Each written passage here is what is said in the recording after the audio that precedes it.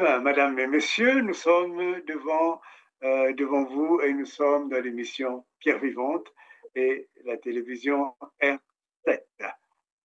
On sait bien que 7, c'est un chiffre qui n'est pas plus au hasard. Hein. Il y a des significations, mais ce n'est pas l'objet aujourd'hui. Aujourd'hui, nous accueillons une invitée de marque, une personne que j'admire beaucoup et une personne aussi dont je respecte beaucoup l'expression publique de la foi. C'est Valérie. Valérie est une servante de Dieu, une personne qui vraiment a, dans ce temps, je dirais, où on parle plus de Dieu, où on parle plus de Dieu de manière, comment je peux dire cela, sympathique. Dieu est mis un peu au placard. Elle ose parler en public de sa foi, dans son milieu de travail, dans la rue, et vraiment avec conviction. C'est une dame qui travaille aussi dans une mairie. Elle en parlera tout à l'heure elle-même, mais c'est pour dire que ce n'est pas, souvent on imagine les évangélistes ou bien ceux qui apportent la parole de Dieu comme des vagabonds de la rue. Oui, elle aime la rue, pas pour la rue, mais pour annoncer le Christ. Amen. Mais elle aime aussi les médias et c'est pour cela que vous serez gâtés, chers amis. Alors, nous allons donc accueillir ensemble Valérie. Valérie, soyez la bienvenue parmi nous. Merci beaucoup pour votre accueil, vraiment, et puis pour cette opportunité de pouvoir parler encore du Seigneur Jésus-Christ. Toutes les occasions sont bonnes. Très Toutes bien. les occasions sont bonnes pour parler du Seigneur Jésus-Christ, donc voilà. Eh bien, maintenant, vous avez la liberté de parler du Seigneur Jésus-Christ. Et nous sommes aussi disponibles pour vous écouter, vous entendre, peut-être vous taquiner aussi de temps en temps. mais en tout cas, soyez à l'aise. Sentez-vous bien. Est-ce que ça va? Oui, ça va très bien. Ça va très bien. Parfait. Est-ce que je peux vous demander de commencer l'émission? C'est la première fois qu'on le fait par la prière. Amen. Amen. Seigneur notre Dieu, nous te disons merci. Nous te disons merci parce que nous avons conscience de ta présence. Nous te disons merci parce que nous avons conscience du fait que nous dépendons de toi en tout, Seigneur. Vraiment, ce jour merveilleux, ce dimanche, Seigneur, nous reconnaissons que nous ne nous sommes pas levés par nos propres forces, parce que certains sont restés dans leur lit inanimés. Mais nous, Seigneur, tu nous as donné le souffle de vie, nous sommes en bonne santé, nous pouvons encore parler de toi, Seigneur. Quel privilège! Quel privilège, Seigneur. Nous voulons t'honorer ce dimanche, nous voulons parler de toi, nous voulons te mettre à l'honneur, Seigneur. Prends le contrôle durant ces moments qu'on va passer ensemble. Que toute personne, Seigneur, qui visionnera cette émission, qui entendra ces mots, ces paroles, Seigneur, soit touchée par ton esprit, Seigneur. Que la révélation, Seigneur, entre dans la vie de cette personne et qu'elle ne soit plus jamais la même, Seigneur. Merci pour ton Saint-Esprit qui nous guide et qui prend le contrôle de ces moments. Bénis aussi, Seigneur, ton serviteur, Dominique Punkou, Seigneur, qui me reçoit. Seigneur, bénis-le au centuple, Seigneur. Et que toute la gloire te revienne, Père, au nom puissant de Jésus. Amen. Amen. Merci beaucoup, Valérie. Tout le monde a besoin de savoir qui vous êtes. Est-ce que vous pouvez vous présenter? Comment vous présentez? Comment vous voyez? Alors, je suis Valérie Keza. Je ne suis pas née dans la foi, je n'ai pas grandi dans une famille chrétienne, entre guillemets. Mais de par mon parcours, de par mon histoire, le Seigneur m'a fait la grâce de m'ouvrir les yeux sur les motivations profondes de mon existence, en fait. Le pourquoi je suis sur cette terre. Est-ce que je suis un accident comme ça, un résultat du hasard?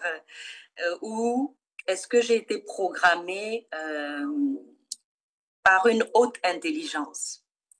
Et, vous m'excuserez, mais quand je parle du Seigneur, je suis bouleversée en fait. Je suis bouleversée parce que, vous savez, quand vous êtes devant une belle œuvre, devant un joli tableau, devant les inventions scientifiques, les avancées de la science et tout ça, on est émerveillé.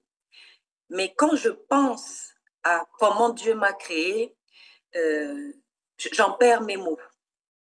J'en perds mes mots quand je pense au corps humain, à comment j'ai été créée, à chaque organe que Dieu a pensé et créé.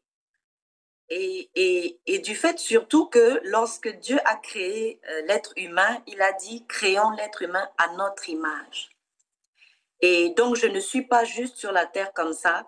C'est vrai, j'ai peut-être le sang de mon père, le caractère de ma mère, le visage, le nez de quelqu'un dans la famille. Mais avant tout cela, je suis un esprit que l'Éternel a envoyé dans un corps sur la terre. Et à un moment donné, je sais que je devrais rendre l'enveloppe, qui est le corps, et retourner à mon Créateur pour lui dire tout ce que j'ai pu faire ou ne pas faire sur la terre et que je puisse recevoir de mon Créateur soit les honneurs quand il dira merveilleuse servante, viens auprès de ton Père, viens recevoir ta récompense, ou est-ce que j'arriverai là-bas en disant mais oh Seigneur, je ne savais pas. Seigneur, je pensais que j'étais là juste pour manger, boire, faire des enfants, avoir des distractions sur la terre, et puis voilà, et puis repartir. Mais vous me direz, j'ai Daisy, j'ai un Yorkshire Terrier qui me tient souvent compagnie, mais ma vie ne peut pas être comme celle d'un animal parce que Dieu n'a pas créé l'animal à son image. Mais quand il m'a créé moi, quand il vous a créé vous, il a dit, créons l'être humain à notre image. Et rien que ça ouvre déjà des portes, une dimension, oui, oui. Alors, pour vous mettre à l'aise, Valérie, vous savez, dans cette émission, pour même pleurer. Hein, si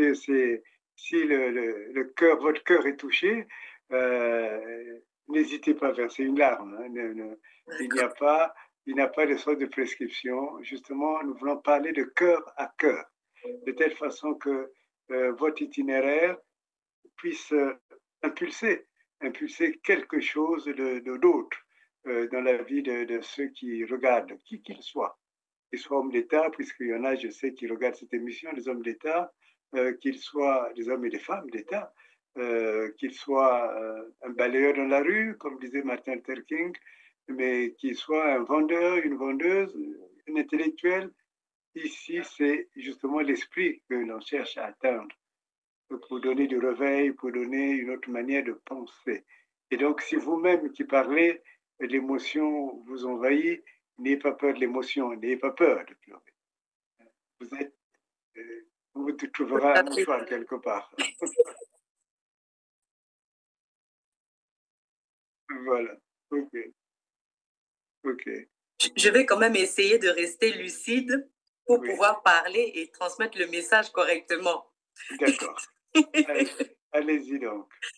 Et donc, voilà, donc je suis devenue servante de Dieu par révélation. Par révélation. Et c'est vrai que c'est comme la vie d'un être humain, c'est-à-dire qu'au début, on est un enfant, il y a certaines choses qu'on ne sait pas.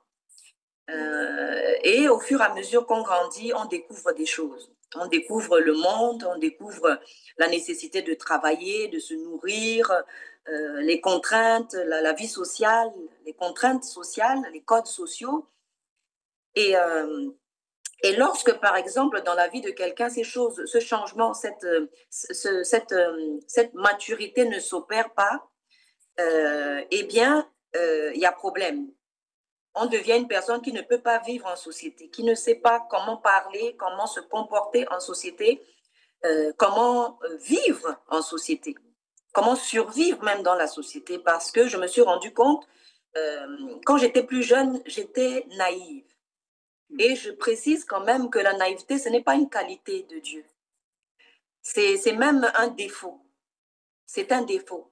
Et ça rejoint la parole de Dieu qui dit que faute de connaissance, le peuple périt. Faute de connaissance, le peuple périt.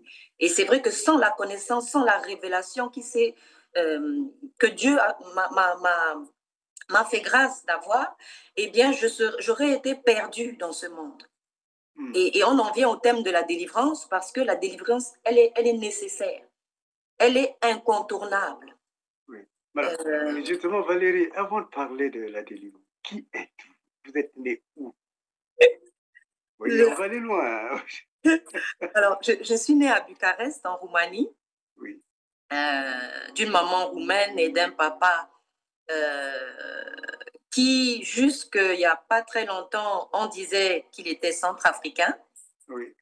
Mais avec la révélation et certaines informations qui sont arrivées, je me suis rendu compte que le père de mon papa était du Congo-Kinshasa. Ah. Et ça peut tout changer, une information. Bien sûr. Ça peut tout changer parce que lorsque les débuts sont faussés, les origines sont... Lorsqu'il y a du mensonge, on n'arrive plus à la vérité. On ne peut pas retomber sur ses pattes à force de mensonges. Ou s'il y a un mensonge qui s'est glissé à un moment donné, le résultat, ça ne peut pas être la vérité, en fait.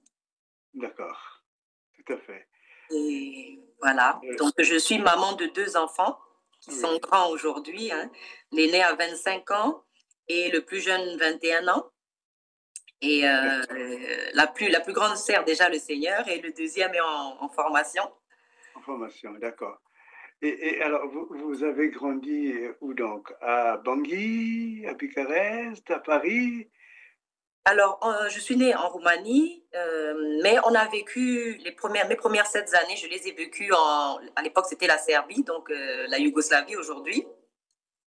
Et par la suite, on est allé en Côte d'Ivoire parce que mon papa étant diplomate, on s'est déplacé au gré de ses affectations, en fait. D'accord. Et on est arrivé en Côte d'Ivoire où on a fait 2 ans et ensuite on est rentré au pays en République centrafricaine. D'accord. Donc, vous connaissez la Serbie? Oui. Vous connaissez, puisque maintenant c'est la Serbie, cette vieille Yougoslavie, vous connaissez avec Tito. C'est ça, oui. Après, donc vous avez vécu à Abidjan, en Côte d'Ivoire. Abidjan et puis à Bangui, hein, c'est cela? C'est ça. D'accord. Comment on dit bonjour là-bas à Bangui? Barala. Barala, ah, vous voyez, hein? On ne peut pas la piéger. Hein? Alors, à quel moment et à quelle occasion vous avez rencontré Jésus-Christ? Alors, en fait, il s'intéressait à moi. Et c'est étonnant parce que nous, il y a un moment où on se rend compte qu'il est là et qu'il s'intéresse à nous. Mais en fait, il a toujours été là. Et en fait, c'est vrai que lors de mes 7 ans, c'était un événement quand même marquant en Côte d'Ivoire. Ma maman, à l'époque, avait un problème de foyer, de couple. Et c'est ça, son amie, l'ambassadrice du Gabon, qui lui avait dit, mais viens, on va aller prier et tu vas voir, ça va aller mieux. Et donc, ma maman a suivi son amie à une réunion de prière à la Riviera à l'époque. Et c'était simplement des gens qui se réunissaient sur une grande terrasse. Il y avait des sièges dehors, comme ça, sur une grande terrasse. Et ils ont prêché le Seigneur Jésus. Le Seigneur Jésus-Christ a été annoncé. Et j'avais 7 ans à l'époque. Et ce qui s'est passé, c'est que ce jour-là, c'était un jour de Pentecôte et le Saint-Esprit est descendu puissamment. Et j'ai été baptisée dans le Saint-Esprit. Et je me suis mise à parler une langue que je ne connaissais pas. C'est quoi être baptisé dans le Saint-Esprit? Alors, c'est un moment où le Saint-Esprit, comment dire, il vous possède en fait quelque part. L'Esprit de Dieu prend possession de vous. Et à partir de là, il peut se manifester, c'est un des moments les plus merveilleux de ma vie. Et c'est quelque chose que j'ai vécu, j'aurais pu le vivre différemment, mais je me rappelle qu'à cette réunion, ma maman n'étant pas chrétienne, elle n'a pas pu m'expliquer ce que j'avais vécu. Et moi-même, je ne savais même pas, je ne comprenais pas ce que j'avais vécu. Et je ne l'ai compris que bien plus tard, c'est-à-dire en première ou deuxième année de BTS, donc bien plus tard, au pays, où j'ai été invitée dans une assemblée. Et là, j'ai vu que les gens avaient la même chose que moi. Mhm. Et je me suis dit, ah, mais donc en fait, je ne suis pas perdue, je suis pas. C'est concret, il y a d'autres personnes qui vivent ce que je vis. Mhm. Et c'était comme si je retrouvais ma famille de sang, en fait. J'ai compris que c'est là que je devais, que j'allais pouvoir prendre racine, en fait. Parce que j'ai cherché Dieu par mes propres moyens. J'ai été chez les évangéliques, j'ai passé leur test et tout. Ils m'ont dit, vous pouvez être baptisé. J'ai dit, mais je ne suis pas convaincue. Je suis allée Mais, chez alors, les... mais justement, Valérie, là, on a besoin d'une précision. Quelle est la différence entre le baptême et le baptême dont vous parlez, le baptême de l'esprit? Ah, Est-ce le qu'il y a une baptême différence? d'eau et le baptême de l'esprit. Oui, Alors, le baptême de l'esprit, je dirais que c'est pratiquement le plus important. d'accord. Parce que c'est le moment où, euh, comment dire, on devient complet. Parce Mhm. que tant qu'on n'a pas reçu le baptême du Saint-Esprit, c'est comme s'il y a une partie de nous, c'est comme si on est un peu handicapé, on va dire. C'est comme s'il me manque un bras ou un pied. Je ne pourrais pas être entièrement ce que je suis. Mhm. C'est comme si je retrouve mon identité. C'est comme si, vous voyez, par exemple, un ordinateur, si on n'a pas mis, comment on appelle ça, la mémoire dedans, c'est Mhm. un caisson vide, en fait. Mhm. Et, et, euh, et le baptême d'eau, c'est simplement le fait d'attester et de confirmer publiquement au milieu de d'autres personnes qui ont déjà reçu le baptême ou qui ne l'ont pas encore reçu et des représentants du Seigneur sur la terre, des serviteurs de Dieu, que on a compris qu'on est une créature de Dieu et que on prend la décision de vivre maintenant conformément au projet de Dieu pour notre vie. D'accord, d'accord. J'espère que tous sont compris. Et avant d'avoir le baptême de l'esprit, est-ce que vous étiez baptisé d'eau? Alors, j'avais reçu un premier baptême d'eau euh, parce que ma maman était orthodoxe, elle était roumaine et donc orthodoxe, et donc j'avais été baptisée de bébé, c'est-à-dire que, Ah, comment dire, la vérité a été un petit peu tordue avec le temps, ce qui fait que c'est pour ça qu'on a vu les religions, les groupes religieux se séparer. Il y a eu les orthodoxes, il y a eu les réformés, il y a eu plein de... Parce qu'à chaque fois, on se rend compte que on s'éloigne de la parole de Dieu. À d'accord. l'origine, on marche droitement et bien, et puis au fur et à mesure, on s'éloigne, et on se retrouve dans des choses qui ne sont pas du tout ce que Dieu veut et ni le projet de Dieu pour nous. Ce qui Hmm. fait que, par exemple, les orthodoxes baptisent les enfants bébés. Hmm. Or, bibliquement, dans la parole de Dieu, on ne les baptise pas, on les présente à Dieu quand ils naissent pour leur dire, Seigneur, nous reconnaissons que c'est toi qui nous l'as donné, nous te le confions pour ta protection, Seigneur. D'accord. Alors, j'ai été baptisée bébé d'eau, baptisée d'eau bébé. Ça veut dire que j'étais trempée dans l'eau, on a fait peut-être des prières sur moi. Ça m'a certainement aidée, ça m'a certainement protégée. Mais ça ne pouvait pas valoir un engagement de ma part, puisqu'on ne peut pas prendre un engagement tant qu'on n'a pas un âge de raison. Hmm. Donc, c'était un peu l'engagement de mes parents, quelque part. Et il fallait qu'à un moment donné, moi aussi, je m'engage concrètement. D'accord. Alors, vous êtes engagé, vous êtes baptisé de l'esprit, l'expérience est extraordinaire. Vous avez le sentiment d'être perdu. Finalement, vous vous retrouvez avec des frères et des sœurs qui ont la même expérience, l'Esprit de Dieu. Alors, comment à partir de là, les chemins se sont faits? Comment, qu'est-ce qui s'est passé?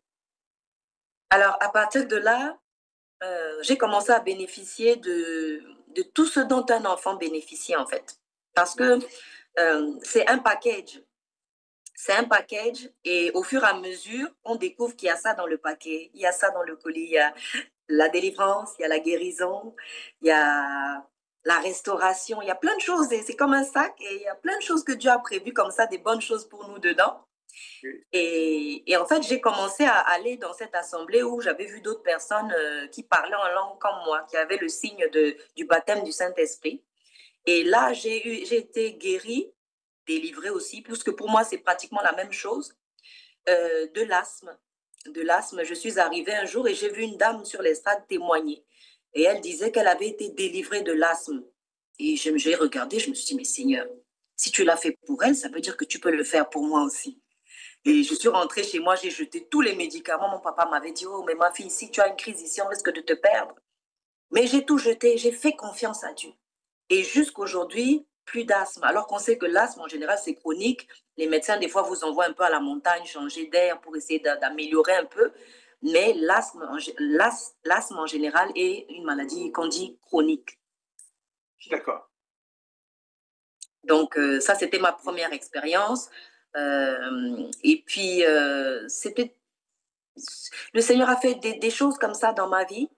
Et à un moment donné, j'ai voulu communier. On va parler de beaucoup de choses parce que j'ai voulu communier. J'ai voulu, vous savez, les chrétiens commémorent la mort et la résurrection de Christ en ce qu'ils fractionnent du pain et ils prennent une boisson à côté qui représente le sang qui a coulé à la croix, le sang de Christ qui nous donne autorité, pouvoir, puissance et qui représente la délivrance et la guérison pour nous.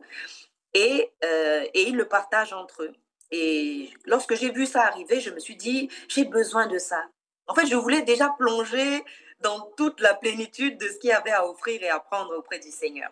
Et j'ai communié, donc j'ai pris le pain, j'ai pris le vin, j'ai communié. Et quand j'ai voulu sortir, la personne qui m'avait invité dans cette assemblée m'a dit, mais Valérie, ce n'est pas normal. Ce n'est pas bien ce que tu as fait parce que tu n'as pas d'engagement avec le Seigneur. Tu ne t'es pas engagé aux yeux de tous envers le Seigneur. Donc, tu ne peux pas prendre les éléments qui représentent la chair et le sang de cette personne qui est le Christ, en fait, le Seigneur Jésus. Et je lui ai dit, oh, je vais demander pardon. Mais au fond de mon cœur, je me suis dit, oh, je suis baptisée de bébé, vous êtes baptisée d'adulte, c'est pas grave, on va tous communier. C'est pas grave. Et je suis revenue le dimanche d'après avec l'intention de communier à nouveau. Et là, je suis pratiquement tombée malade dans l'église. Je me sentais pas bien du tout. Il fallait que je m'en aille. Je transpirais, mais je suis arrivée à la maison. Je n'ai jamais vu ça, mais quand j'ai tourné l'habit, il y avait de la sueur j'étais vraiment trempée. Et j'ai fait signe à quelqu'un d'appeler le serviteur parce que je ne me sentais pas bien. Et quand il est venu, il m'a dit, mais qu'est-ce qui ne va pas? J'ai dit, mais j'ai mal à la tête. Et il a mis la main, il a prié. Et puis quand il a voulu partir, je me suis accrochée à lui. Et je lui ai dit, vous ne pouvez pas partir. Dit, moi, je dois rentrer chez moi. Et il m'a dit, vous ne rentrez pas chez vous. Ce que vous vivez est spirituel. Si vous avez besoin d'air, je vous accompagne dehors. Il m'a amené dehors parce qu'en Afrique, il fait chaud des fois. Et comme on est nombreux dans la salle, des fois, ça chauffe aussi. Donc, je me suis assise sur les bancs dehors pour prendre un peu d'air. Et j'ai commencé à réfléchir. Et j'ai dit, mais Seigneur, si j'ai fait quelque chose de mal, si tu me dis ce que c'est, je ne le referai plus. Et il m'a parlé. Il m'a dit, tu te souviens, la dernière fois, on t'a dit que tu ne pouvais pas venir communier comme ça, ce n'était pas normal. Et tu as dit que tu allais demander pardon, mais tu ne l'as pas fait. Et tu as l'intention de revenir encore prendre. Il m'a dit, hein, ma chair et mon sang. Et il m'a dit, je ne te laisserai pas faire.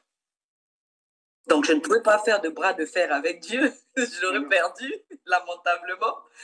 Donc, j'ai dit, Seigneur, c'est bon, j'ai compris. Donc, j'ai compris qu'il voulait que je fasse les choses clairement. Et ça me fait penser à... Ça n'a rien à voir, mais je ne sais pas pourquoi je dis ça. Ça me fait penser aux hommes ou aux femmes qui vivent en concubinage, qui veulent goûter aux choses de Dieu, qui veulent vivre les choses de Dieu, mais sans s'engager, sans prendre de responsabilité. Je ne sais pas pourquoi j'ai dit ça, mais c'est important de respecter les choses, les personnes, les choses et surtout la parole de Dieu, de respecter Dieu, tout simplement. Plusieurs fois, vous m'avez parlé de la guérison et la délivrance. Entrons maintenant dans ce chapitre. C'est quoi la délivrance, Valérie? Alors, la délivrance. À la date d'aujourd'hui, je vois la délivrance comme... en fait, il y avait déjà une préfiguration de ça dans l'Ancien Testament, qui est la première partie de la parole de Dieu, avant l'arrivée du Seigneur Jésus-Christ et de sa crucifixion. Et dans cet Ancien Testament, on voit le peuple hébreu qui était en esclavage et qui avait besoin d'un sauveur, qui criait à Dieu parce qu'ils étaient dans une situation insupportable. Et ils attendaient un sauveur, ils avaient besoin d'un sauveur. Et ils ont crié à Dieu jusqu'à ce que Dieu leur envoie Moïse, qui était une préfiguration du Seigneur Jésus-Christ qui devait venir par après. Et D'accord. donc, dans l'Ancien Testament, c'est comme ça que je le vois. Et dans le Nouveau Testament, c'est tout simplement le salut de Dieu, le secours de Dieu, l'intervention divine. Mhm. C'est ça la délivrance. C'est ça la délivrance. Alors, arrêtons-nous une minute. Donc, la délivrance, c'est l'intervention de Dieu. Oui, Mais on est délivré de quoi? c'est ça la question. C'est Oui, ça la question. C'est vrai, oui. c'est vrai que Allons-y au fond, sérieusement. C'est quoi? C'est quoi la délivrance? c'est vrai que si on n'a pas conscience d'avoir besoin de délivrance, si on n'a pas conscience, parce que celui qui n'est pas délivré, c'est celui il est en prison, il est en Oui. captivité, il n'est pas maître de lui-même en fait. Mais si on n'a pas conscience de cela, comment s'intéresser à la délivrance? Comment se dire, ah, j'ai besoin de délivrance, c'est pas normal que je vive comme ça. Euh, par exemple, on voit le peuple hébreu, lui, il avait conscience du fait qu'il ne pouvait pas travailler toute sa vie comme ça, naître esclave, vivre esclave et mourir esclave. Hum. Et à la date d'aujourd'hui, peu de personnes se rendent compte du fait que c'est comme les gens qui disent on n'est pas influençable, on n'est pas influencé. Mais on est tous influencés par quelque chose. Même quand on dit qu'on est athée, c'est une manière de voir les choses. On est influencé par une façon de penser. D'accord. On est convaincu de quelque chose. Et alors, ça signifie quoi, clairement? Je ne vous lâcherai pas, hein. Comme, comme disait Jacob à Dieu, tant que vous ne m'aurez pas précisé ce qu'est la délivrance, qui a besoin de délivrance, est-ce que toute personne a besoin de délivrance? Est-ce que pour que Dieu intervienne, il faut déjà qu'il y ait délivrance? Vous comprenez toutes ces questions-là? Oui, oui, Voilà. On va prendre le temps pour les expliquer, mais je veux que ce soit expliqué. c'est vrai, c'est vrai.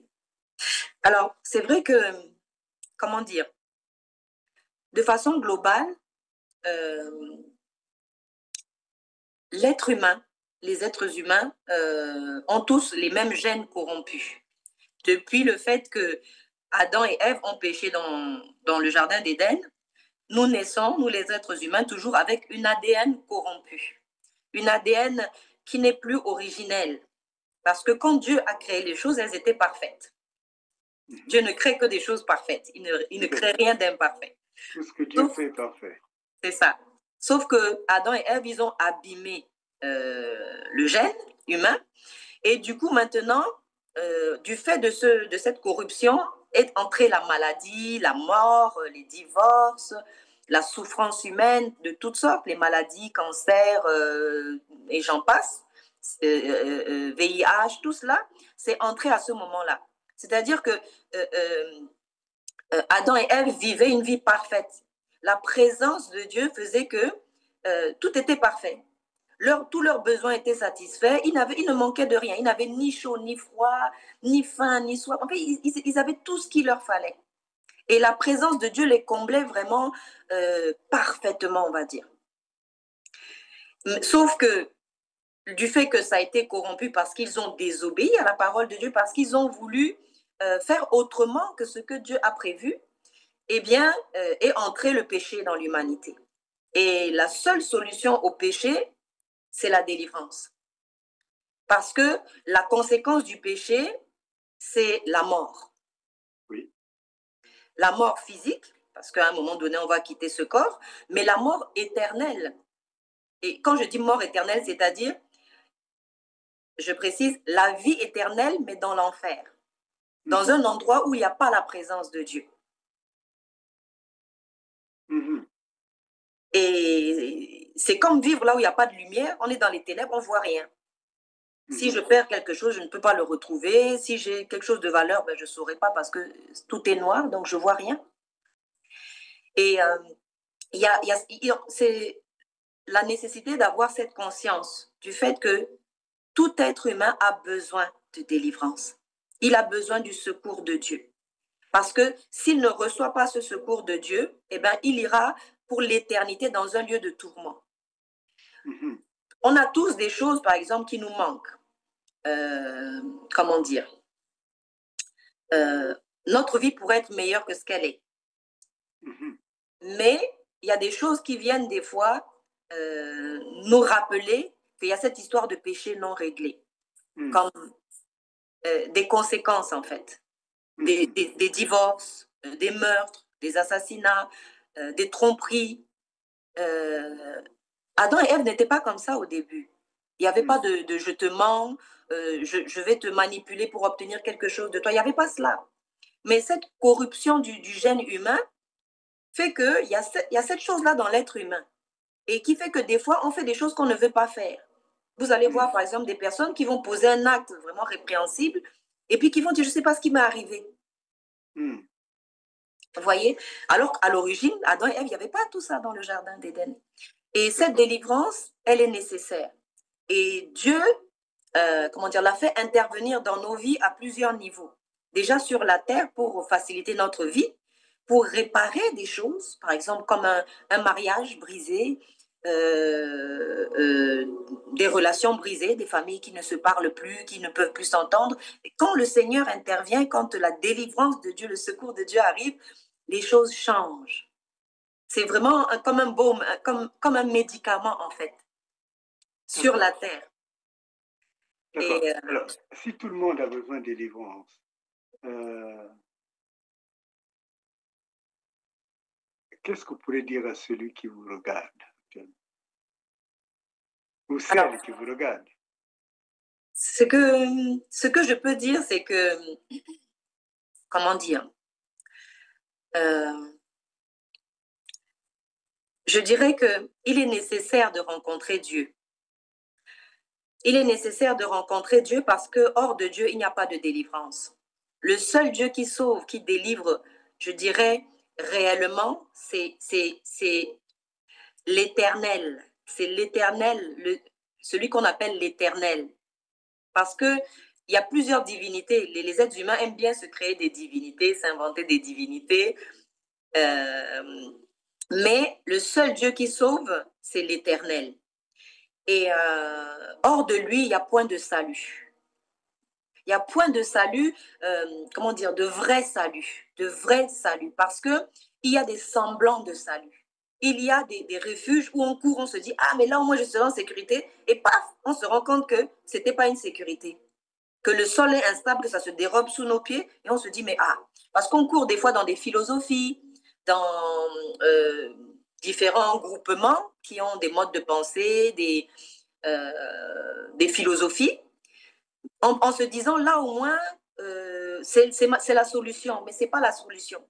On se rend compte que il n'y a de sécurité qu'en Dieu. Et c'est là que c'est important de trouver le vrai Dieu vivant. Parce que parfois, on court dans des choses et après, on se rend compte que, mais par exemple, le deuxième volet du salut de Dieu, ce n'est pas seulement notre vie sur la terre, mais le salut pour l'éternité, la vie avec Dieu pour l'éternité. Et si, par exemple, j'obtiens tout ce qu'il faut sur la terre et que je vis bien sur la terre, mais que finalement, je passe l'éternité sans Dieu, je serai la plus malheureuse des femmes. En fait, j'aurais tout perdu. J'aurais fait un mauvais investissement quelque part. Très bien. Vous êtes convaincante. Je suis très convaincue, c'est plutôt ça. Alors, donc la délivrance, c'est la vie, le changement de vie sur la terre, c'est ça? Avoir une vie qui est conduite par l'Esprit de Dieu, le Dieu de Jésus-Christ, hein, c'est cela, je pense. C'est ça. Et c'est aussi avoir l'assurance de ne pas passer l'éternité, parce qu'on est des êtres éternels. Mais on ne peut pas passer l'éternité sans Dieu, hein, c'est bien cela, vous voyez? Oui, c'est cela même. Donc, c'est important, c'est important. Alors, à quel moment on ressent le besoin d'être délivré? À quel moment? Alors, moi, je pense que c'est au moment où on a tout essayé et qu'on voit qu'on n'y arrive pas par nous-mêmes. D'accord. Quand on arrive au bout de ses efforts, quand on se rend compte que c'est hors de nos capacités, en fait. Et c'est vrai que la parole de Dieu dit que nous ne combattons pas la chair et le sang. Nous combattons des esprits, des puissances et des dominations dans les lieux célestes. Ce qui veut dire que ce sont des choses qui ne nous parle pas forcément. Parce qu'on est dans un monde aujourd'hui où on parle beaucoup du matériel, de tout ce qui est matériel. Or, l'être humain est tripartite, il est corps, âme et esprit. Et l'âme et l'esprit ne se voient pas et nécessitent une attention particulière. Ils ont des besoins particuliers. Et c'est cette partie-là surtout qui ressemble au Créateur, en fait. Quand il a dit « créons l'homme à notre image », en fait. Et je pense que, comment dire, à un moment donné de la vie de tout un chacun, il faut pouvoir s'asseoir et réfléchir à sa vie, réfléchir à son existence sur la terre, faire le bilan de sa vie. D'accord. Voir tout ce qu'on a essayé, tout ce qu'on a fait et voir le résultat. Et savoir si on est satisfait du résultat ou si on n'est pas satisfait, en fait. Voilà. Et alors, si nous avançons très bien, tout homme sur la terre, toute femme a besoin d'être délivrée. Avec la délivrance, l'Esprit de Dieu vient nous conduire le chemin de Dieu, c'est bien cela? Oui. Alors, mais qui doit pratiquer la délivrance? Est-ce qu'on peut s'auto-délivrer? Alors, dans la délivrance, il y a deux aspects. Il y a l'aspect de Dieu qui a la capacité de délivrer et qui nous propose la délivrance. Et puis, il y a la partie du libre arbitre de tout être humain. De se dire, est-ce que j'accepte ou est-ce que je refuse la délivrance? D'accord. Après, c'est vrai que parfois, on se retrouve dans des environnements où la délivrance intervient comme le fait que je me sois retrouvée dans une assemblée où je voyais quelqu'un témoigner de sa guérison de l'asthme. Et il y a un environnement dans lequel la guérison et la délivrance sont disponibles, en fait. Et c'est pourquoi je disais, il faut arriver au bout de soi-même pour se dire, je m'abandonne à Dieu. Je me laisse entre tes mains, viens intervenir, parce que là, je n'y arrive plus. De toute façon, je ne peux plus. Je n'ai pas les moyens, je ne peux pas. Et là, c'est la présence de Dieu, en fait. Mais le cœur, le cœur de l'être humain intervient beaucoup, c'est-à-dire que c'est déterminant. Parce que on peut s'approcher de Dieu ou se mettre dans la présence de Dieu avec des intérêts des intérêts qui ne sont pas... Comment expliquer? C'est vrai que tout le monde veut de la délivrance, tout le monde veut de la guérison. Mais il faut comprendre pourquoi Dieu délivre, pourquoi Dieu guérit. Parce que ça s'inscrit dans un programme, en fait. Ça s'inscrit dans, je te guéris par exemple de ta jambe parce que tu dois gagner une guerre. Tu es par exemple un élément de l'armée. Donc après, il ne faut pas que tu sois guéri du genou et que tu désertes. Il faut que tu rentres dans l'armée pour aller gagner la guerre. Il y a tout un programme, en fait. Et parfois, je me suis rendu compte que beaucoup de personnes sont guéries, sont délivrées, mais une fois qu'elles ont obtenu ce qu'elles voulaient, c'était tout. Et parfois, le Seigneur avait même quelque chose de plus grand, de plus merveilleux, de plus majestueux devant. Mais on s'arrête là, à la musgueule, je vais dire. Et puis, on repart en se disant, ah, j'ai eu quelque chose, alors qu'il y a d'autres choses encore plus grandes. Quand on parle d'éternité, par exemple, c'est quelque chose qui dépasse...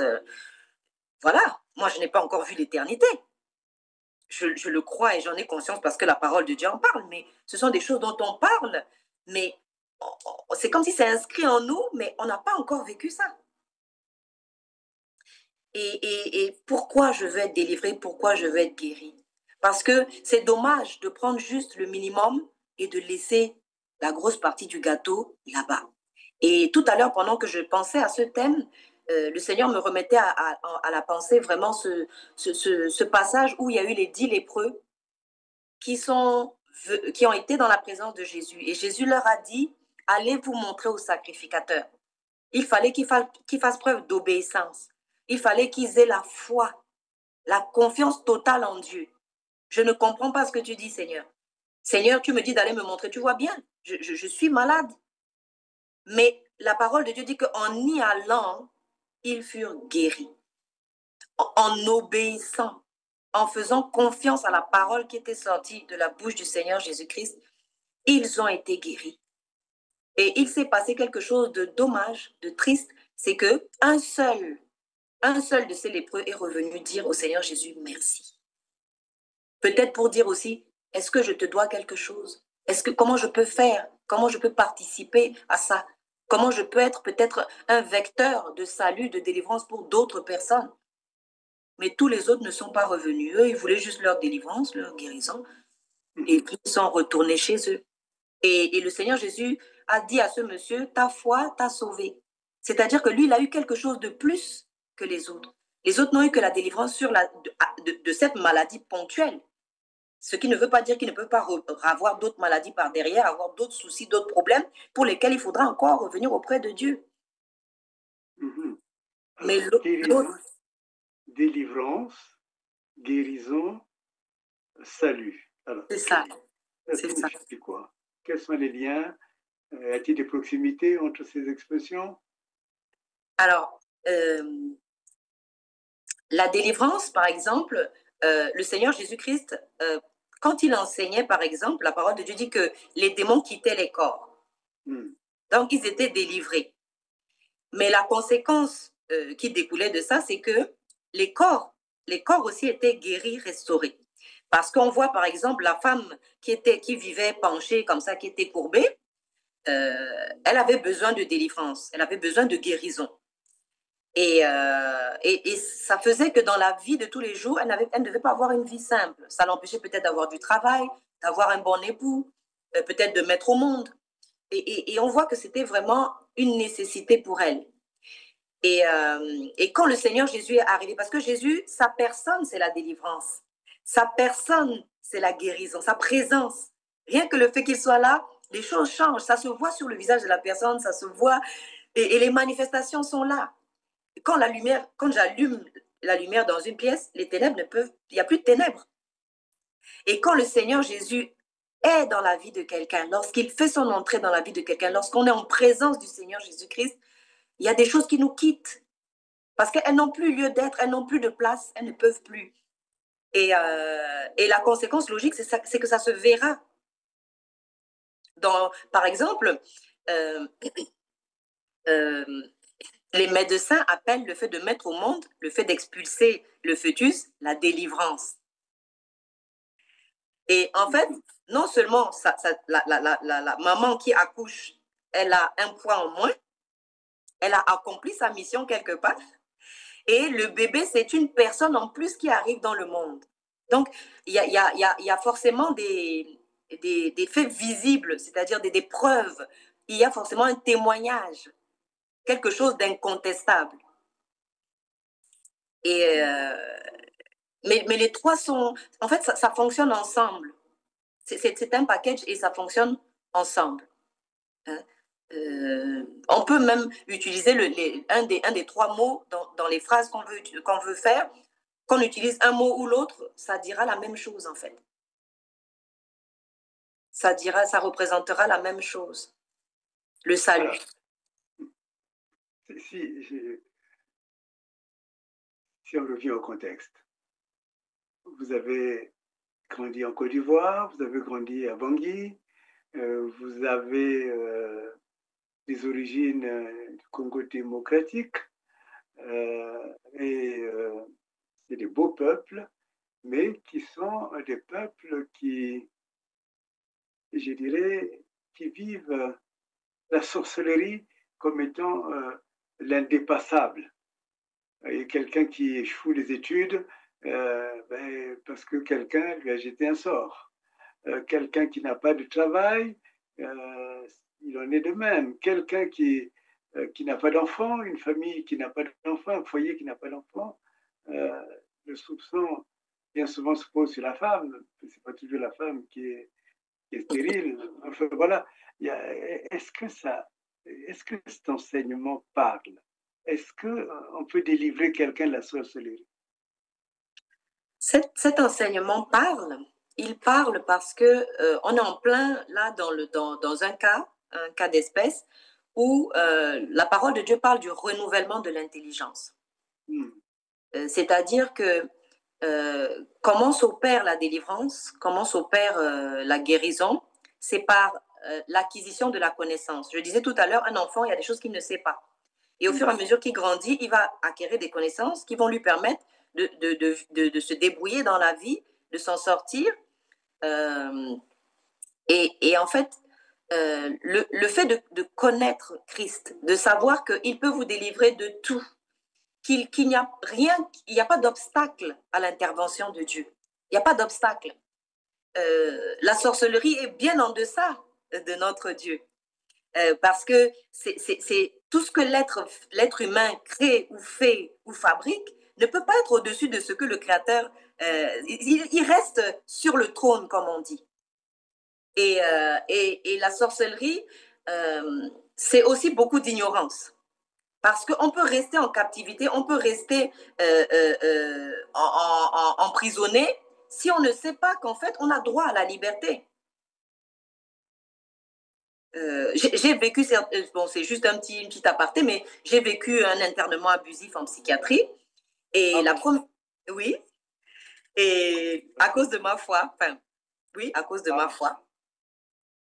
Et comme la première fois, je ne savais pas quel document réglementaire il fallait me présenter, ils m'ont emporté sans les documents réglementaires. Et j'ai passé 28 jours internés, sans pathologie, sans soins, sans projet thérapeutique. Et c'est l'intervention de Dieu qui m'a fait sortir de là-bas. Dites-moi tout. Mais c'était passé où, en France? Oui, c'était en France et c'était en 2010. Mais j'ai vu la main de Dieu. Donc, ce dont je parle aujourd'hui, ce ne sont pas des choses... c'est pas j'ai lu, je me suis documentée et non. C'est vraiment mon vécu. J'ai vécu un internement abusif, je dirais, en psychiatrie. C'est en cela que ça nous intéresse beaucoup. Et alors, comment ça s'est passé? Quel était le problème? Alors, le problème, entre guillemets, c'était tout simplement que on ne peut pas empêcher Dieu de parler. Quand Dieu veut parler, il parle. Et il a l'habitude d'utiliser des êtres humains pour parler, pour donner un message à quelqu'un d'autre. Et c'est comme cela que Dieu m'a utilisé à un moment donné, par sa grâce, pour délivrer un message, parce que j'étais dans une assemblée, je dis assemblée, un regroupement de personnes, et je pensais qu'on adorait le même Dieu, le Seigneur Jésus-Christ. Sauf que ce message était destiné aux responsables de cette assemblée. Et moi, je ne connaissais pas la vie privée des responsables, je ne fréquentais pas forcément les gens. Je venais, j'assistais à la réunion et je rentrais chez moi. Et il s'est avéré que quand cette prophétie, donc cette parole de Dieu que le Seigneur avait mise dans ma bouche pour que je parle, dont à l'époque je n'avais même pas conscience de la profondeur et de la gravité, eh bien, concernait des choses que les gens faisaient de manière occulte, qui n'étaient pas du tout conformes à ce que Dieu préconise, qui étaient vraiment qui représentaient des abominations, des choses graves, des atteintes à la vie d'autres personnes, à l'intégrité d'autres personnes. Vous savez, Dieu, il est de la justice. Hein? Il est de la justice. C'est un avocat, c'est un juge, c'est un législateur. Et c'est comme ça que Dieu a parlé, certainement parce qu'il a entendu le cri des personnes qui souffraient aussi. C'est toujours une histoire de délivrance. Dieu veut délivrer, il parle. Il dit à la personne qui fait le mal, arrête de faire le mal. Il y a un verset qui dit, arrêtez et sachez que je suis Dieu. Donc, Dieu va vous laisser faire vos tambouilles à un moment, mais à un moment donné, il va dire stop. Maintenant, je t'explique les choses. Maintenant, je te dis, tu es dans l'erreur. Et c'était une façon aussi de leur tendre la main pour qu'ils soient délivrés, pour qu'ils sortent de leurs croyances obscures, pour qu'ils sortent de leurs pratiques obscures. Et il n'y avait pas là que des représentants d'église, je mets bien entre guillemets parce que finalement, de quelle église s'agissait-il puisque l'église du Seigneur Jésus-Christ ne préconise pas les choses qui étaient pratiquées par ces personnes-là. Mais ça, c'est encore une parenthèse et peut-être un autre thème. Mais il y avait aussi impliqué dans tout cela, par la suite, parce que j'ai été internée, je suis sortie de là, j'ai eu affaire aux tribunaux. Et c'est très intéressant de voir que la parole de Dieu touche des aspects et des domaines très variés. En fait, ça touche à tous les domaines, à la science, aux mathématiques, à la philosophie, ça touche à tout, la parole de Dieu. C'est pourquoi j'ai pas lu beaucoup de livres dans ma vie. Je peux pas vous dire que j'ai lu une bibliothèque, j'ai fait de très grandes études. Non. Mais le simple fait que je lise la parole de Dieu, ça fait que je peux avoir un avis, peu importe le domaine dans lequel on peut échanger. Parce que Dieu, il touche à tous les domaines. Et c'est comme ça que par la suite, lorsque l'Éternel lui-même m'a fait sortir de là, parce que j'ai quand même été internée sur l'ordre du procureur et du préfet, donc ce sont les autorités territoriales. Et c'est vrai que la parole de Dieu nous dit, je disais tout à l'heure, qu'on n'a pas à lutter contre la chair et le sang, mais contre des esprits, des puissances et des dominations dans les lieux célestes, qui ont bien sûr des représentations sur le plan terrestre. Et donc, je me suis retrouvée trimballée dans les tribunaux, privée de mes enfants pendant presque 10 ans. Hein. Je les ai vus dans un lieu sécurisé, on va dire, parce que j'étais très dangereuse. Pourquoi j'étais dangereuse? Tout simplement parce que j'acceptais que Dieu se serve de moi pour avertir les gens, en leur disant, écoutez, vous pratiquez des choses qui ne sont pas correctes. Vous pratiquez des choses qui vont vous amener à passer l'éternité loin de votre Créateur. Vous pratiquez des choses qui font que vous vous condamnez tout seul. Parce que le salaire du péché, c'est la mort. Et c'est ça, je dis. Au bout d'un moment, il y a toujours une évaluation. Je disais tout à l'heure, il y a un verset qui dit, on ne se moque pas de Dieu. Tout ce qu'un homme aura semé, il le récoltera. Si je sème des choses que Dieu n'aime pas, je ne peux pas prétendre à passer mon éternité auprès de Dieu parce qu'il n'aime pas ces choses-là. Il ne les tolère pas. Ces choses ne peuvent pas entrer dans sa présence, de par sa sainteté, de par sa pureté. Et donc, à un moment donné, selon les choses que je pratique, le mode de vie que j'ai et ce que je fais, eh bien, je répondrai de ces actes. Et si ce n'est pas devant la justice humaine, ce sera devant la justice divine. Et celle-là, il n'y aura pas d'échappatoire. Il n'y aura pas de corruption, de magouille possible. On sera seul face à l'Éternel, qu'on soit magistrat, qu'on soit président de République, qu'on soit avocat, chef d'entreprise. Parce que pour chaque être humain, Dieu a prévu une destinée. Dieu a prévu qu'on joue un rôle sur cette terre. Et tant qu'on ne joue pas ce rôle, on est à côté. On a raté le but, en fait. On a raté notre mission sur la terre. Et votre mission, c'est laquelle? Alors, mon humble mission pas si facile que ça, pas si évidente que ça, c'est de partager cette vérité qui m'a été révélée. C'est de partager cette expérience et qui vaut ce qu'elle vaut, mais qui a sa valeur, on va dire. Parce que j'ai pu côtoyer donc des magistrats, des avocats, des présidents de République. Voilà. Et je me suis rendu compte qu'il faut les avertir. Il faut leur dire. Ils en ont certainement conscience, mais c'est vrai que les activités, les choses et l'ennemi de nos âmes s'arrangent pour nous distraire et faire qu'on ne pense pas à ce moment fatidique où il va falloir rendre la toge, rendre le corps, rendre l'enveloppe et maintenant aller se présenter devant son Créateur. Et ça, personne n'y échappera. Hein. Quoi qu'on ait fait sur la terre, qu'on ait reconnu Dieu ou pas reconnu Dieu, qu'on soit athée ou croyant, ça ne change rien. Toute créature, tout être humain que l'Éternel a créé passera en jugement devant son Créateur et rendra des comptes de la manière dont il a géré le corps qu'on lui a donné, le temps, les finances, les ressources, quelles qu'elles soient. C'est un peu normal, mais je pense que ça parle un peu à tout le monde parce que, par exemple, un président de République, il a des ressources à sa disposition, hein, tant humaines que financières ou comme on veut, matérielles, et il gère. C'est un gestionnaire. Et après, il rend des comptes. Donc, si on a bien géré, le peuple sera content. Si on a mal géré, le peuple sera mécontent. Mais plus que cela, on rendra compte à celui qui nous a donné cette autorité, ce mandat, cette position, pour pouvoir agir en son nom. Parce qu'on est des représentants de Dieu sur la terre, qui qu'on soit. Et parfois, on oublie. Allez-y, pardon, finissez votre phrase. Parfois, on oublie ce côté-là.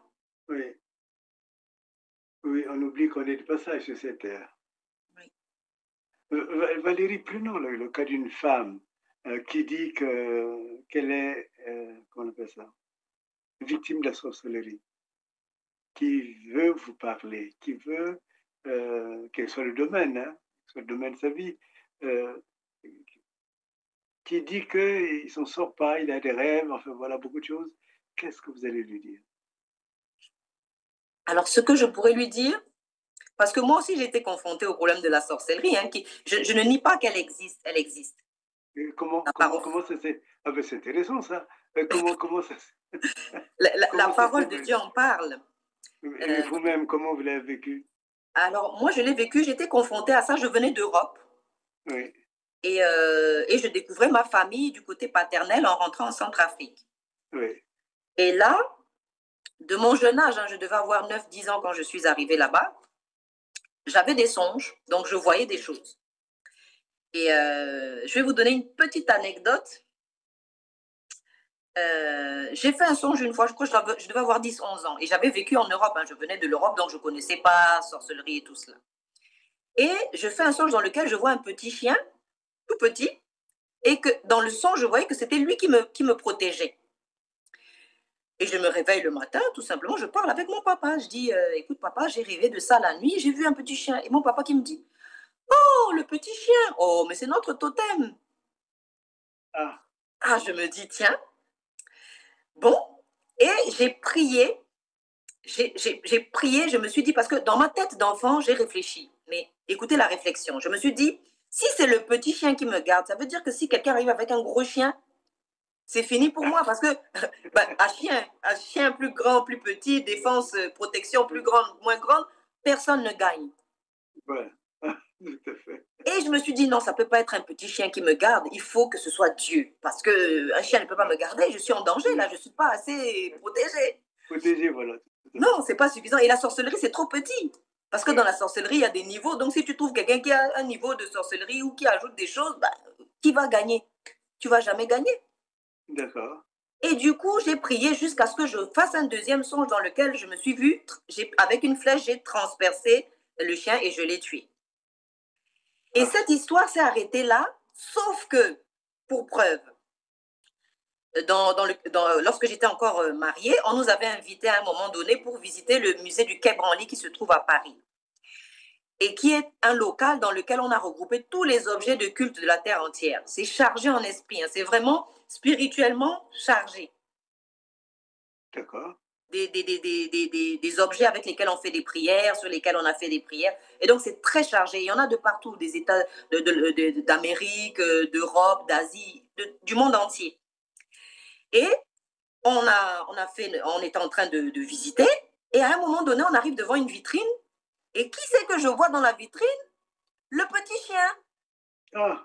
Et c'est marqué totem des États de l'Afrique centrale. J'ai dit, ah, donc tu existes vraiment. C'était pas juste un rêve. D'accord. Vous voyez? Oui. C'est merveilleux comment Dieu révèle les choses. Je vous assure, c'est comme si vous étiez dans un endroit, vous n'avez jamais remarqué quelque chose, et puis tout à coup, la lumière s'allume. Ah, mais mes lunettes que je cherchais depuis un moment, elles sont là. D'accord. En fait, c'est juste qu'on ne fait pas attention aux détails. Sinon, Dieu parle. Dieu est omniprésent autour de nous. Mais on ne fait pas attention. Et parfois, on n'a même pas conscience qu'on a besoin de la délivrance et de la guérison. Très souvent, ceux qui en ont besoin n'ont même pas conscience.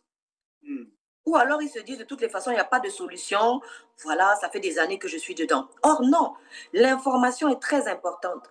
La parole de Dieu, la bonne nouvelle du Seigneur Jésus-Christ, c'est là-dedans que que je puise ma délivrance. Parce qu'au fur et à mesure que je médite la parole de Dieu, au fur et à mesure que je me plonge dans la présence de Dieu, il y a des choses que je comprends. Il y a des choses dont je prends conscience. Le fait, par exemple, que le Seigneur Jésus-Christ est au-dessus de toute sorcellerie, de tous les totems, de toutes les croyances animistes, tout ce qu'on veut. Jésus-Christ est au-dessus de cela. Parce que j'aime préciser souvent que le sang du Seigneur Jésus-Christ, le sang qui a coulé à la croix, ce n'est pas l'ADN humain. C'est pas humain. Parce que c'est pas le sang de Marie ni le sang de Joseph, le père adoptif du Seigneur Jésus, qui ont donné le fœtus, le Seigneur Jésus-Christ. C'est l'Esprit de Dieu qui est descendu dans les entrailles de Marie. Et on sait que on ne peut se reproduire que selon son espèce. Ça veut dire que si moi j'ai un enfant, il est forcément un humain. Et si c'est l'Esprit de Dieu qui est descendu dans les entrailles de Marie, ça veut dire que c'est pas un être humain comme nous. Et c'est ce qui fait sa particularité. Moi, par exemple, je peux être limitée je peux vouloir aider quelqu'un ou délivrer quelqu'un, mais je n'ai pas forcément toutes les capacités nécessaires. Mais le Seigneur Jésus-Christ, c'est Dieu qui est descendu sur terre. La parole de Dieu dit Emmanuel, Dieu avec nous. La parole de Dieu a été faite chair, elle est venue, elle a habité parmi nous. Nous avons pu contempler. Et ce sang-là, c'était le seul qui était compétent pour payer mon éternité à la croix. Amen. Et il a payé non seulement pour nous qui sommes là après qu'il ait été à la croix, mais également pour ceux qui ont vécu avant lui dans l'Ancien Testament. Puisque la parole de Dieu dit qu'il est descendu dans les enfers prêcher à ceux qui, au temps de Noé, avaient été rebelles. C'est-à-dire que j'aime le Seigneur Jésus parce qu'il est intemporel, il est tout puissant. Il n'y a pas une situation avec laquelle tu peux venir en disant oui, mais là j'ai un problème, il n'y a pas de solution. Il n'y a aucun problème qui peut tenir devant le nom du Seigneur Jésus-Christ. Ce n'est pas un être humain de la même nature que nous. Valérie, j'ai rencontré surtout des Africains intellectuels, mais pas seulement. En Occident aussi, dans mes conversations pastorales, beaucoup de ces personnes, parfois érudites, qui disent notre monde, il y a tellement de sorcellerie que moi je suis devenu franc-maçon, je suis devenu rosicrucien, ainsi de suite. Vous voyez, qu'est-ce que vous leur dites, ça, ces personnes? Alors, j'ai été confrontée aussi à de la sorcellerie et à du rosicrucianisme, à de la franc-maçonnerie. Mais en fait, ça n'a pas été plus fort que le nom du Seigneur Jésus-Christ. D'accord. Ça n'a pas été plus fort que le nom du Seigneur Jésus-Christ parce que ces choses sont des créations humaines. Okay. Elles sont limitées. Par exemple, en entrant dans la franc-maçonnerie, dans le rosicrucianisme, dans toutes sortes de fraternités, eh bien, on ne peut pas obtenir le salut. On ne peut pas garantir son éternité. Donc, celui qui a garanti son éternité est plus riche que celui qui n'a fait que obtenir des biens matériels sur la terre. Parce que le matériel passe. Qu'on veut ou pas, personne de nous ne pourra emporter ne serait-ce qu'une valise de lingots d'or ou, je ne sais pas, une troisième épouse ou un quatrième, je sais quoi, au ciel. Quand on va partir, c'est nu. C'est nu qu'on arrive sur terre et c'est nu qu'on repart. Donc, il vaut mieux anticiper. Et comment dire, souvent, les gens, quand ils rentrent dans ce genre de choses, c'est parce que il y a souvent eu un événement dans l'enfance qui a fait qu'il y a eu un choc traumatique. Ou souvent, ce sont des personnes qui ont une mauvaise estime d'eux-mêmes, qui se sentent moins aimés, moins beaux, pas compétents. Alors que la parole de Dieu, et ça, ce sont des mensonges du diable, parce que la parole de Dieu nous révèle combien on est beau, combien on est intelligent. Vous savez, vous pouvez avoir l'intelligence et mourir avec votre intelligence. Vous pouvez avoir des compétences et mourir avec vos compétences si vous n'avez pas conscience de ces choses. Et c'est pourquoi la parole de Dieu, je l'aime, parce qu'elle délivre. Elle délivre, c'est-à-dire qu'elle amène la connaissance. Celui qui se dit, bon, moi, je ne sais pas où aller, ou gagner de l'argent. C'est bien de gagner de l'argent rapidement et en grande quantité. Mais où est-ce que je vais aller avec tout ça? Si je n'ai pas la paix, si je n'ai pas la joie, si la nuit, dans mon sommeil, ce sont des cauchemars et des démons qui me poursuivent. Et beaucoup n'ont pas la conscience tranquille. Le Seigneur m'a utilisé au travers de ce que j'ai pu vivre pour entrer dans les tribunaux.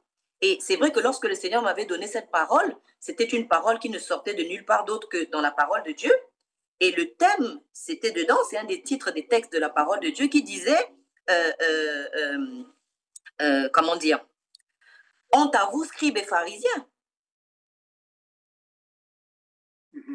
Parce que vous rendez des décisions injustes.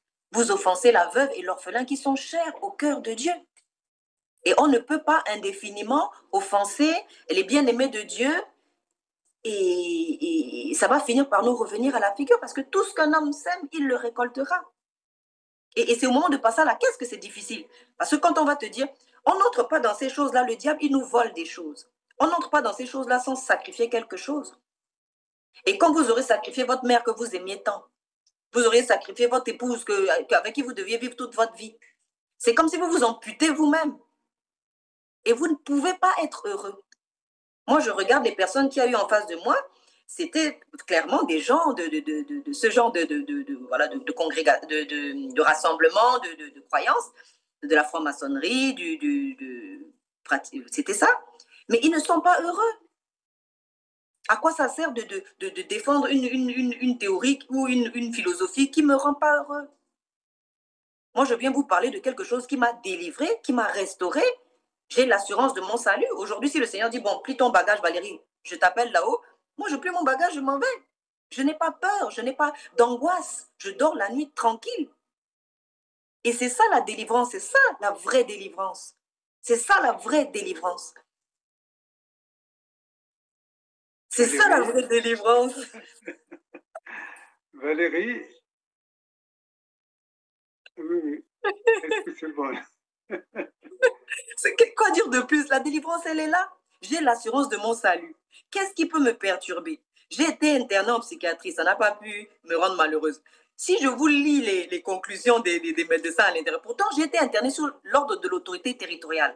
C'est-à-dire que j'ai été menottée, emportée sous les yeux de mes enfants. Si vous tapez Valérie Dubois internée sur Google, YouTube, où vous voulez, vous allez voir les reportages qui ont été faits par les télévisions françaises.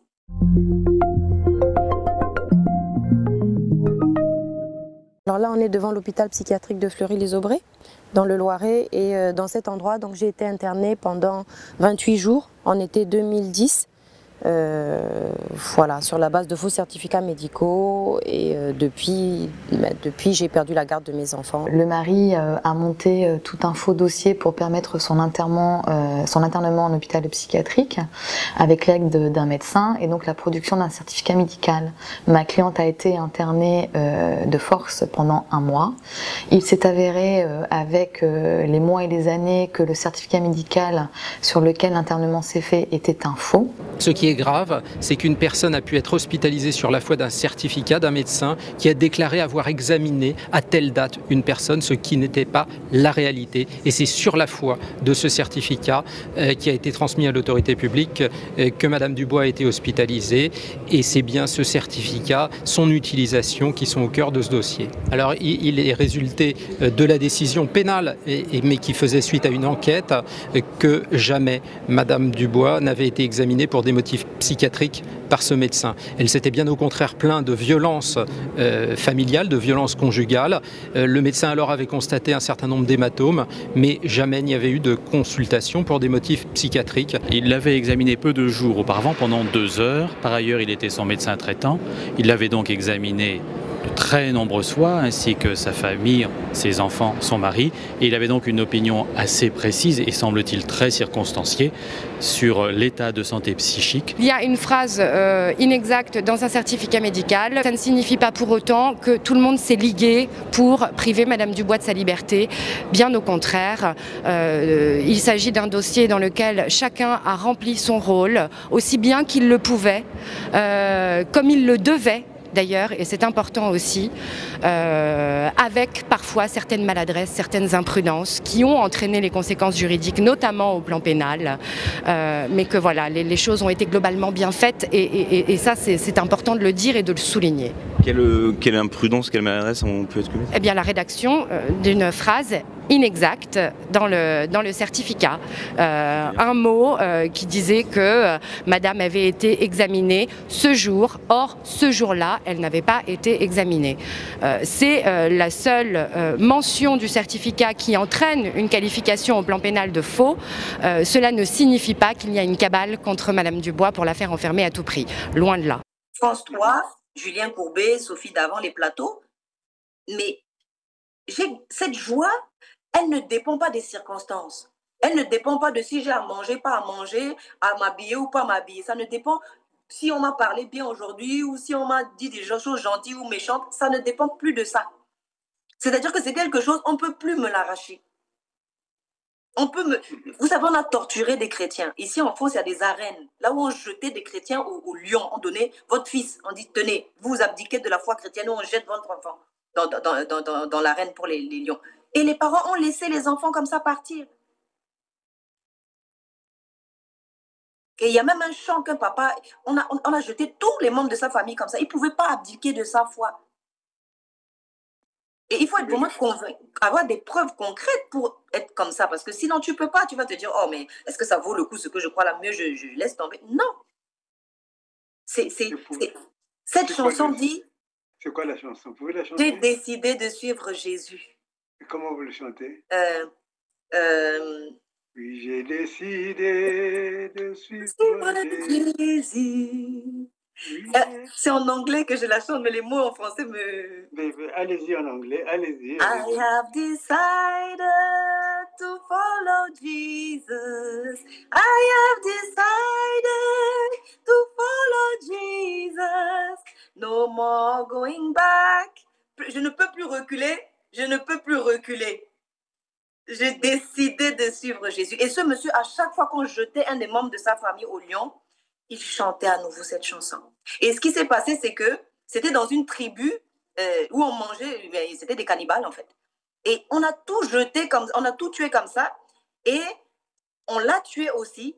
Et par la suite, le lendemain, quand le chef de la tribu s'est réveillé, sa conscience, il a commencé à se dire, mais quelle est cette conviction que ce monsieur avait? Et ils se sont tous, la tribu entière a été convertie. Ça a coûté quelque chose, c'est vrai. Je ne dis pas que la vie chrétienne, mais ce n'est pas une souffrance comme quelqu'un qui est désespéré. C'est une souffrance, mais dans l'espérance. Et une espérance qui est fondée sur quelque chose c'est-à-dire que d'inamovible. En fait, tu gagnes tout. C'est-à-dire qu'il n'y a rien derrière, je ne vous cache pas en disant, oui, venez, vous allez voir ceci, après vous vous rendez compte que non, ce que je vous ai dit, ce n'était pas ça. Non. Le Seigneur Jésus donne la paix. La paix même dans l'adversité, même dans les difficultés. J'ai été privée de mes enfants pendant 10 ans. J'ai fréquenté ce qu'on appelle le point rencontre. C'est un lieu sécurisé où les parents dangereux, dits dangereux, voient leurs enfants. Je voyais mes enfants 2 heures par jour. Et quand j'avais un contact avec eux, la seule chose que je pouvais faire, c'est prier avec eux, leur transmettre la parole. Et je ne regrette rien. Aujourd'hui, bilan des courses, ma fille est servante de Dieu. Et je sais que, en tant que parent, j'ai transmis ce qu'il fallait transmettre. Même si un jour je ne suis plus là, le relais est passé. J'aurais pu prendre ce temps pour faire autre chose, je ne sais pas moi. Mais non, j'ai choisi la bonne part. J'ai choisi la part qu'on ne peut pas vous arracher en fait. Et la sorcellerie est trop petite, mais il faut en avoir conscience. Il faut le savoir. Si personne ne vous dit que la sorcellerie est trop petite, vous ne le saurez jamais. Vous savez, aux États-Unis, en Amérique, quand il y a eu l'abolition de l'esclavage, ça a été acté. Mais il y a des esclaves qui sont restés travailler pendant quelques années encore auprès de l'homme parce qu'ils n'arrivaient pas à croire. Les maîtres ont dit, mais vous êtes libres, c'est signé. Les esclaves n'arrivaient pas à croire. Et quand j'ai lu et que j'ai mis ça côte à côte avec mon vécu, mes expériences, j'ai dit non, la parole de Dieu, c'est la vérité. Et c'est le Seigneur Jésus-Christ seul qui sauve. Vous pouvez aller voir les marabouts, vous pouvez intégrer n'importe quelle loge, tout ce que vous voulez, les philosophies, faire ce que vous voulez. Mais tant que vous êtes un être humain, vous déposerez votre enveloppe et vous irez rendre des comptes à votre Créateur. Valérie, est-ce que vous êtes convaincante? En tout cas, je suis convaincue. Tellement convaincue que non, non, non. Mais alors, ce que l'on va faire, je vais vous laisser un temps pour que vous parlez à votre public, parce qu'il est votre public. Transmettez votre conviction. Et ce que nous souhaitons, c'est qu'il y ait des discussions qui en découlent et que nous ayons encore l'honneur de vous avoir. Comme ça, vous viendrez répondre aux après-questions, vous comprenez? Oui. Donc, voilà, qu'est-ce que vous avez à dire d'autre? Alors, je vais vous demander juste un petit instant. Juste un petit instant.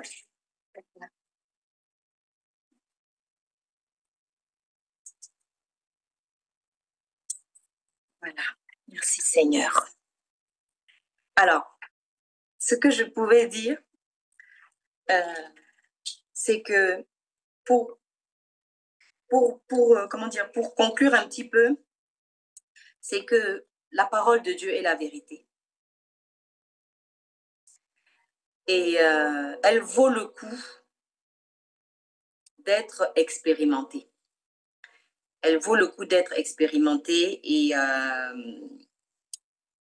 comme on dit en Afrique, on dit le Seigneur Jésus-Christ, il a fini avec la délivrance et la guérison. C'est-à-dire que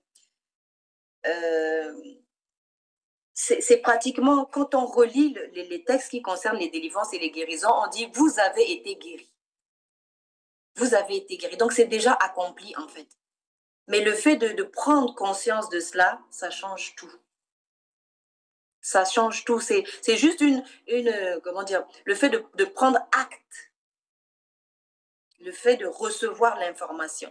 Comme elle, aujourd'hui, cette information, elle arrive dans les familles, dans le salon de quelqu'un, dans la situation de quelqu'un qui est peut-être sur le point de commettre l'irréparable, qui est peut-être sur le point de jeter l'éponge, de se dire, mais comment je vais faire? J'ai été en prise avec la franc-maçonnerie, avec la sorcellerie, de par ma tante qui était sorcière et qui a tenté beaucoup de choses. Hein. J'ai mangé du poison, ça ne m'a pas tuée. J'ai été empoisonnée ici en Europe avec de l'allopéridol, de l'aldol. J'ai eu des éruptions cutanées, chute de cheveux, chute de cils. J'ai fait de l'hypertension jusqu'à 22. Je me suis retrouvée en cardiologie. J'ai fait de la tachycardie. Mais c'est ça la délivrance de Dieu. C'est-à-dire que vous traverserez des choses, mais ça ne vous tuera pas. C'est-à-dire que ça ne, jusqu'au moment où vous aurez fini d'accomplir votre destinée sur la terre. C'est une garantie. Ça ne veut pas dire que vous ne traverserez pas les épreuves de feu. Ça ne veut pas dire que vous ne traverserez pas les épreuves de l'eau, que vous traverserez le désert, les déserts, les persécutions, toutes sortes de choses. Mais elles ne vous tueront pas. C'est-à-dire que c'est comme le feu. L'or, c'est dans le feu que c'est purifié. La valeur de l'or, c'est une fois que c'est passé au feu. Tant que c'est brut, la valeur ne peut pas être estimée. Il faut qu'on fasse fondre. Il faut que les impuretés s'en aillent et qu'on voie maintenant combien de grammes d'or j'ai. C'est ça, c'est-à-dire que c'est le passage obligatoire. On peut se dire non, moi je ne passerai pas par là, non, ceci, mais c'est le passage de tout être humain sur la terre. Et du coup, la délivrance est disponible. Elle est disponible, mais très souvent, on la cherche à des endroits là où il n'y a pas de... Il a dit, mais mon peuple, je vous ai donné de l'eau pure, vous allez chercher des eaux sales là-bas, des crevasses, des choses, boire des choses qui sont imbuvables et qui vont vous rendre malade. Mais l'eau de la vie, c'est la parole de Dieu. C'est Dieu. Donc, en fait, le problème de l'humanité, c'est quoi? C'est le péché. Et le péché, c'est quoi? C'est de vouloir les choses, mais sans Dieu. De vouloir vivre, mais sans Dieu. Et on veut se débarrasser de Dieu. Vous voyez? Or, le problème, c'est que Dieu fait partie, et il est partie intégrante de nous. Parce que son esprit habite en nous. Donc, se débarrasser de Dieu, c'est s'amputer, en fait. C'est saboter sa propre vie. Vous voyez? Mais il est temps de revenir au Seigneur. Il est temps de se rendre compte, tout simplement, que j'ai besoin du Seigneur. J'ai besoin de mon identité propre. Je vous disais tout à l'heure que jusqu'il n'y a pas longtemps, je disais que j'étais centrafricaine, mais maintenant j'ai la fierté de dire que je suis congolaise. Et ça donne tout un sens. Je comprends le combat de ce qui se passe en ce moment, même sur le territoire. Parce qu'en fait, tant qu'on se dit ça ne concerne que les autres, on ne se sent pas concerné. Jusqu'au jour où on se dit, ah, mais finalement, peut-être que ça a une incidence sur ma vie, peut-être que ça me concerne, cette affaire. Il faut peut-être que je me penche là-dessus. Parce que nous, les êtres humains, tant que ça ne brûle pas dans nos maisons, on se dit, oh, c'est chez le voisin, c'est pas grave. Et quand ça commence maintenant à brûler chez nous, c'est là où on se dit, oh, ben, finalement, j'aurais mieux fait de m'occuper de ce qui se passait chez le voisin avant que ça n'arrive chez moi. La délivrance, ça nous concerne tous. Ça nous concerne tous. Elle est progressive. Elle est progressive et aujourd'hui, je peux avoir besoin de délivrance dans un domaine et demain, ce sera peut-être dans un autre domaine. Mais il faut aussi de l'humilité. C'est-à-dire qu'il faut reconnaître qu'il y a des choses qui me dépassent. Moi, je suis la créature, je ne serai jamais le créateur. Donc, si je me prends pour le créateur, ben, je vais constater mes propres limites et mes lacunes. Donc, j'ai besoin de délivrance, ça veut dire que j'ai besoin de Dieu. Quand une voiture Mercedes a un problème, on la ramène au garage Mercedes. Quand un être humain a un problème de conscience, d'estime de soi, de boulimie, d'anorexie, tout ça, ce sont des conceptions faussées, des visions faussées. Une fois que la vérité arrive, c'est la même personne, mais qui a conscience de ses capacités. Et là, elle peut pleinement les exploiter. Des fois, il y a des personnes, elles ont toutes les compétences en elles, mais il suffit que quelqu'un leur dise, mais tu sais, tu as ça, il suffit juste de, là, regarde, tu as ce qu'il faut. Et la personne rentre dans sa destinée. Et la personne devient ministre, devient président, devient procureur, alors qu'elle pensait qu'elle n'en était pas du tout capable. Moi, je ne pensais pas pouvoir traverser ce que j'ai traversé, un internement abusif en psychiatrie, la séparation d'avec mes enfants pendant 10 ans, un empoisonnement. Tout cela, mon père qui était dans la diplomatie, mon père qui a été ministre sous Bokassa à l'époque, eh bien, il a accepté le Seigneur Jésus-Christ dans mes bras 5 jours avant de partir. Je lui ai souvent demandé, j'ai dit, mais à la table là-haut, vous mangiez quoi? C'était de la chair humaine ou bien c'était de la chair d'animal? Il ne m'a pas répondu. Mais à quoi ça mène tout ça? Parce qu'à la fin, quand vraiment tu dois partir et rendre l'âme, donner, repartir à ton créateur, tu fais comment? Il faut te mettre en règle. Et je l'ai vu dans mes mains, le Seigneur a fait vraiment grâce. C'était un monsieur qui aimait beaucoup sa patrie, qui s'est battu jusqu'au bout. Comment ça s'est passé, cette délivrance de papa? Oui. D'accord. Alors, mon papa, donc il a vécu sa vie comme il a vécu. Il a fait des recherches. Sa maman était musulmane, donc il a cherché un peu chez les musulmans. Il a failli devenir prêtre, il a cherché un peu chez les catholiques. Et puis, quand j'ai commencé dans la foi, je n'avais pas assez d'éléments parce que je ne connaissais pas encore bien la parole. Donc, quand j'allais parler avec lui, je ressortais de là un peu confuse parce que je n'avais pas les éléments, en fait. Et je sortais là avec beaucoup de questions. Mais au fur et à mesure que j'avançais et tout, j'ai commencé à prier pour lui et tout. Et il me disait, oh Valérie, tu sais, moi, j'ai déjà fait ces recherches-là. Toi, tu es jeune, fais ton chemin, tu verras. Moi... Et le Seigneur a commencé à travailler son cœur. Le Saint-Esprit a commencé à travailler son cœur. Et le jour où il devait partir, je l'ai même eu. Je l'ai eu mort entre les mains, mon papa. Il est tombé un jour dans les toilettes. Il n'y avait que moi et ma maman ce jour-là à la maison. Et quand il est tombé, il y a eu un grand bruit. Bon, en Afrique, comme il y a beaucoup de braquages, on s'est dit, bon, peut-être que c'est quelqu'un qui est rentré dans la concession. Et c'est là que ma mère arrive et me dit, non, Valérie, il y a ton papa qui est tombé dans les toilettes, mais je n'ose pas pousser parce que je ne sais pas ce qu'il y a derrière. Et je lui dis, mais on va faire comment? On n'a pas le choix. On n'est que 2 femmes ici. On a poussé la porte.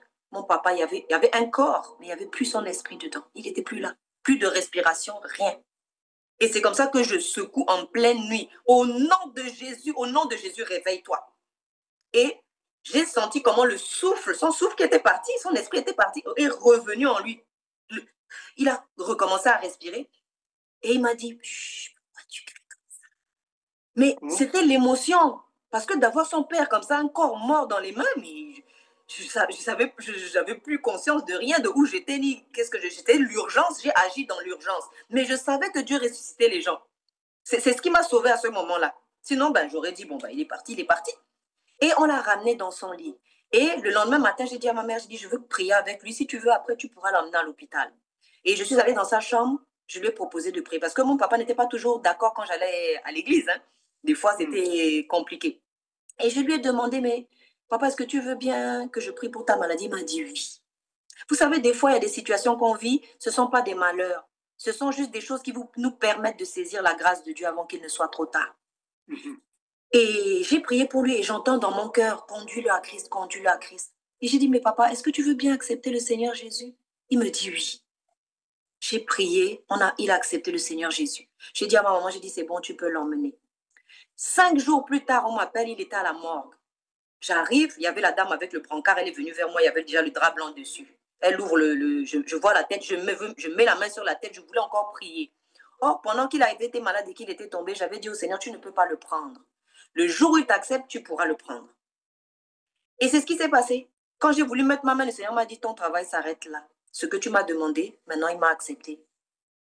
Et la dame a dit, bon, on s'engrandit, les kebabas, tu m'as dit, l'air de Dieu, arrange ton papa, il est en train de s'en aller. J'ai remis le drap à la place. Mais la victoire que c'était, avec une tante sorcière qui mange des âmes. Parce que nos âmes sont précieuses, elles ont du prix. C'est pour ça que l'ennemi est derrière nous comme cela. Et c'est comme ça que mon papa a accepté le Seigneur Jésus. Le fait qu'il ait été ministre n'a pas pu le sauver. Le fait qu'il ait eu de l'argent dans sa vie n'a pas pu le sauver. Rien ne pouvait le sauver. Et moi, c'est juste parce que j'étais là, à côté de lui. Mais même un enfant, ça ne veut rien dire. Vous pouvez avoir des enfants qui ne peuvent pas vous sauver s'ils n'ont pas la parole de Dieu en eux. La parole de Dieu, c'est la puissance de délivrance et de guérison.